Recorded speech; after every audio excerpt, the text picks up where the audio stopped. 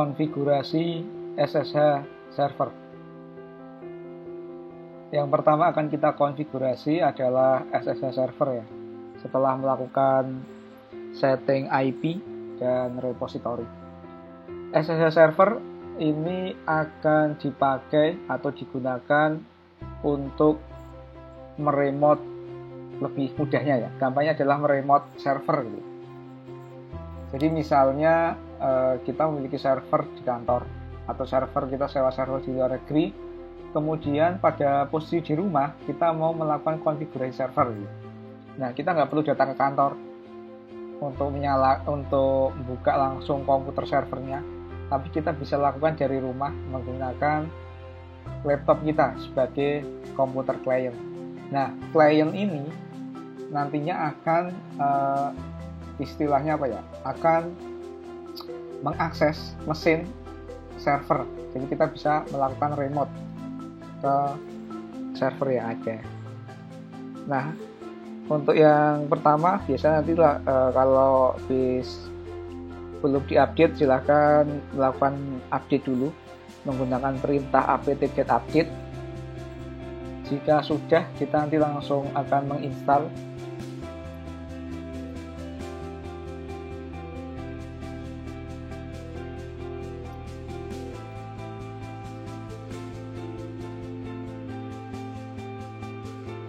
aplikasi yang akan kita install. Namanya adalah Open SSH Server ya.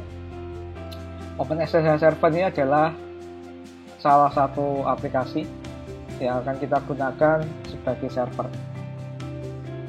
Perintahnya menggunakan sudo apt-get install Open SSH Server. Nah, ini prosesnya. Nanti muncul konfirmasi yes or no, kita pilih yes. Pada dasarnya untuk SSH ini agak cukup simple ya. Kita bisa cara singkat, bisa juga cara yang agak panjang. Cara singkatnya adalah kita cukup install saja, kita nggak perlu konfigurasi apa-apa. Selesai install, kemudian kita restart. Tapi sebenarnya bisa juga kita tambahkan user ya, nantinya yang kita gunakan untuk login. Tapi tanpa kita setting pun ini sudah bisa kita gunakan. Jadi cukup kita install Open SSH Server, kita tunggu sampai proses instalasi selesai. Lama instalasi tergantung koneksi ya, bisa cepat, bisa agak lama. Kalau seperti ini berarti sudah selesai. Kemudian langkah selanjutnya kita coba restart ya. Kita gunakan sudo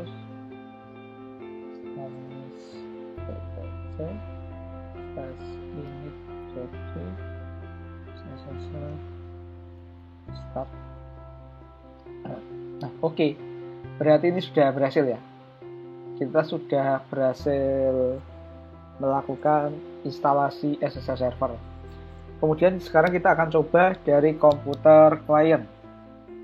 Nah, XP kemarin. Yang kita butuhkan di sini, kita butuh aplikasi namanya Putih ya. Putih.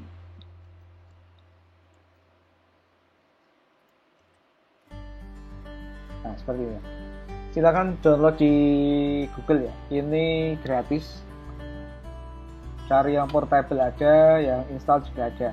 Nah, Putih ini kemudian nanti silakan drag and drop, masukkan ke dalam OS-nya. Masukkan ke sini. Ini contohnya. Tarik aja ya, tarik ke sini. Kemudian kita coba. Nah, ini harus dipastikan dulu. Pastikan ini terkoneksi 192.168.0.1. Nah, pastikan ini replay. Karena kalau kita tidak bisa menghubungi komputer server, otomatis kita juga tidak akan bisa meremote. Tapi kalau ini sudah connect, replay seperti ini, nah kita akan coba. Hostnya adalah IP-nya 192.168.0.1. Yang kita coba ping tadi ya. Kemudian kita coba open. Ini SSH portnya tetap open. Oke, yes. Nah, loginnya user Ubuntu-nya apa, kemudian password Ubuntu. Di sini kita sudah bisa login.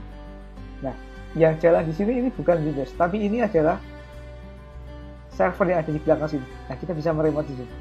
Misalnya nih, saya pengen lihat IP-nya berapa. Kita gunakan if config main a. Nah, ini muncul.